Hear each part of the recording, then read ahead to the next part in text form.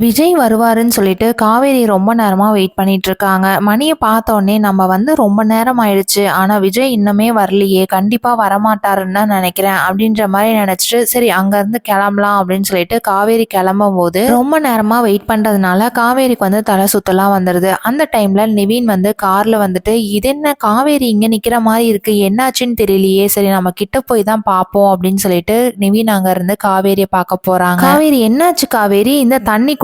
ஏன் ரொம்ப நேரமா வெயிட் பண்ணிட்டு இருந்தீங்களோ? அதனால தான் இந்த மாரி ஆயிடுச்சோ? நிழல்ல நிக்க வேண்டியதானே அப்படின்னு சொல்லிட்டு இருக்கும்போது, வா காவேரி நம்ம போயிட்டு ஜூஸ்னாவது குடிச்சிட்டு வரலாம் அப்படின்னு சொல்லிட்டு நிவினும் காவேரியும் கடைக்கு போறாங்க. நிவின் இருந்துகிட்டே எதுக்காக காவேரி வெயிட் பண்ண அப்படின்னு சொல்லி கேக்குறாங்க. அதுக்கு காவேரி இருந்துகிட்டு எல்லாம் ஒரு நல்ல விஷயத்துக்காக தான் நான் வந்து விஜய வந்து வர சொல்லியிருந்தேன். ஆனா விஜய் இன்ன வரைக்குமே வரல அப்படின்னு சொன்னதும் நிவின் வந்து புரிஞ்சுகிட்டு, என்ன காவேரி நீ பிரெக்னெண்டா இருக்கியா?